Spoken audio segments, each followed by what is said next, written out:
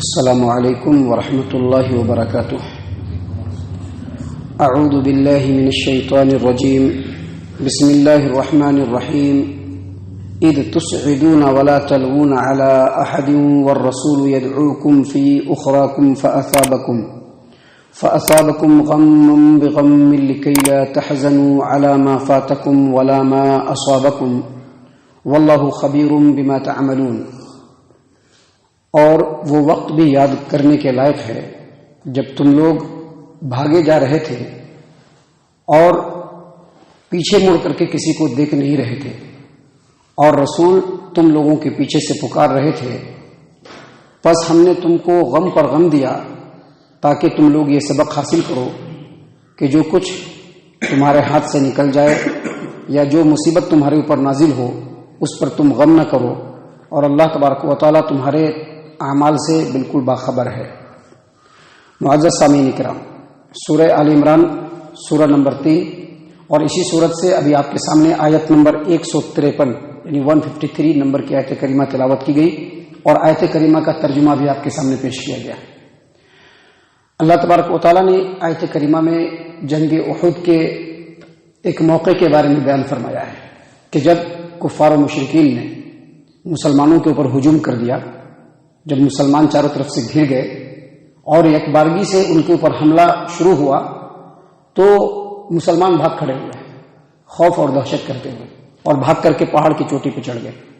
یہاں پر اذ تسعدون ہے، اذ تسعدون، جبکہ حافظ ابو جعفر ابن جریر طبری رحمہ اللہ نے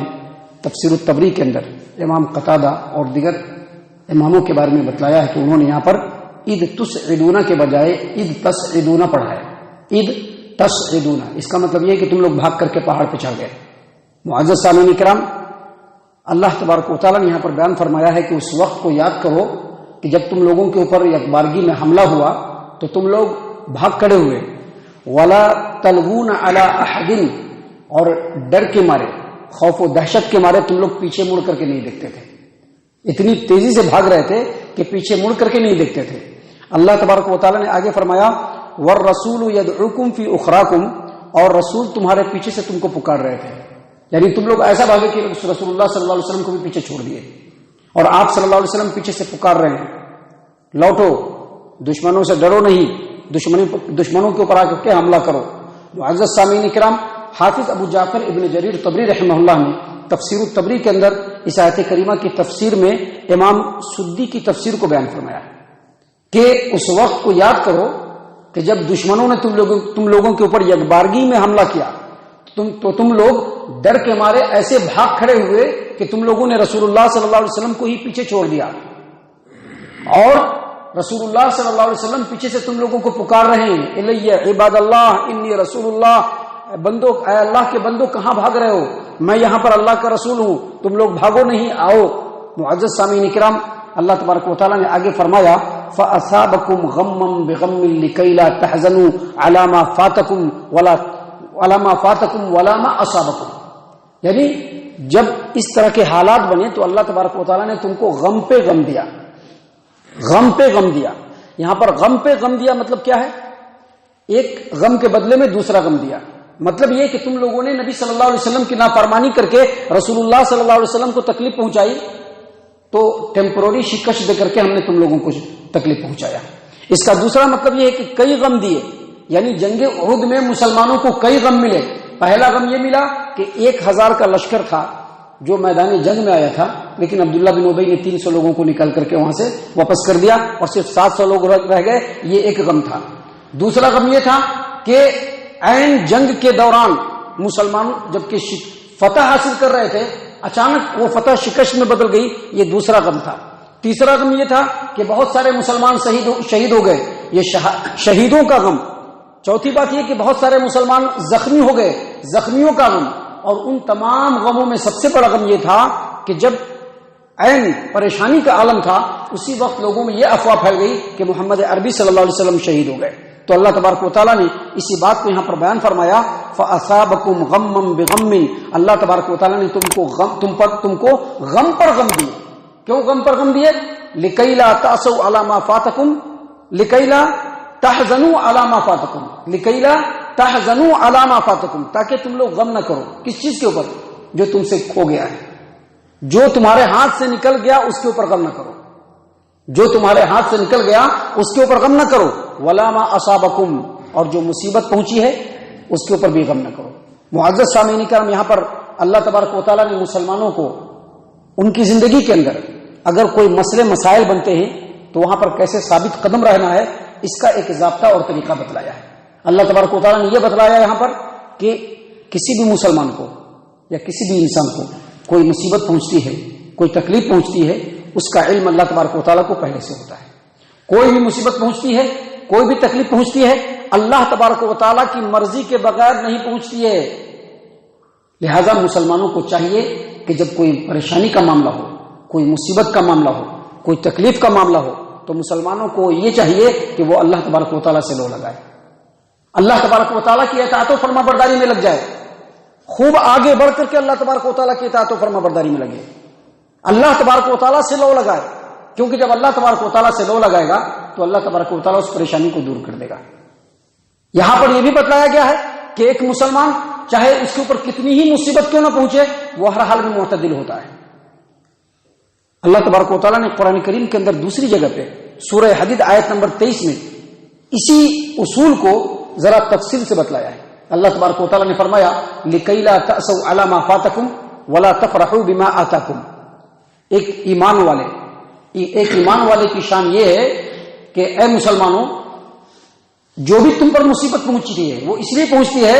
تاکہ جو مصیبت پہنچی ہے اس کے اوپر تم غمگین نہ ہو، وَلَا تَفْرَحُوا بِمَا آتَاكُمْ، اور اگر اللہ تبارک و تعالیٰ نے کچھ نواز دیا تو اس پر سینہ چوڑا نہیں ہونا چاہیے۔ ہمیں ہوتا ہے نا، ہمیں آ جاتا ہے، وہ نہیں آنا چاہیے، پھولے نہیں سمانا چاہیے۔ چاہے مصیبت آئے،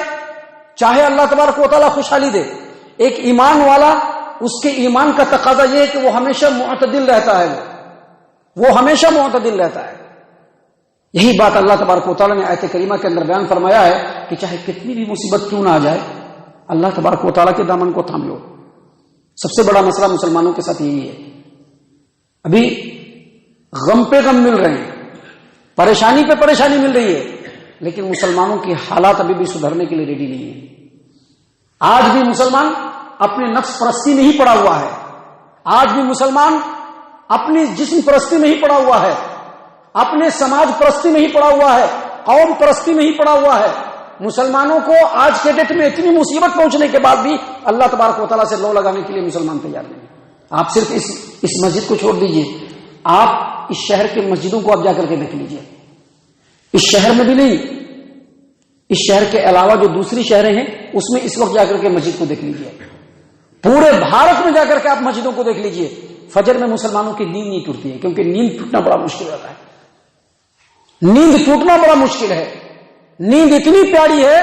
کہ اللہ تبارک و تعالیٰ سے لو لگانے کی فرصت نہیں ہے۔ فجر کا وقت جو ہے وہ نیند میں، اور باقی جو وقت ہے وہ کام میں جائے گا، باقی وقت کام میں جائے گا، فجر کا وقت نیند میں جائے گا۔ تو اللہ تبارک و تعالیٰ سے لو لگانے کے لیے مسلمان تیار نہیں ہے۔ اللہ تبارک و تعالیٰ نے یہاں پر بیان فرمایا ہے کہ اللہ تبارک و تعالیٰ کی طرف سے، اللہ تبارک و تعالیٰ کی مرضی سے، اللہ تبارک و تعالیٰ کے علم میں آنے کے بعد ہی مصیبت پہنچتی ہے۔ لہٰذا جب مصیبت پہنچے اس وقت اللہ تبارک و تعالیٰ سے لو لگاؤ، اللہ تبارک و تعالیٰ تمہارے تمام مصیبتوں کو دور کرے گا۔ اس کے بعد آخر میں اللہ تبارک و تعالیٰ نے فرمایا واللہ خبیر بما تعملون، اللہ تبارک و تعالیٰ تمہارے اعمال سے باخبر ہے، اللہ تبارک و تعالیٰ تمہارے اعمال سے باخبر ہے۔ تم جو بھی عمل کرتے ہو، ظاہری طور پر جو عمل کرتے ہو، اللہ تمہارے ظاہری عمل کو بھی جانتا ہے، اور عمل کرنے کی جو نیت ہوتی ہے نا، نیت کو بھی اللہ تبارک و تعالیٰ جانتا ہے کہ تم کیوں عمل کر رہے ہو، اللہ کو راضی کرنے کے لیے عمل کر رہے ہو، یا کچھ مجبوری ہے اس لیے عمل کر رہے ہو،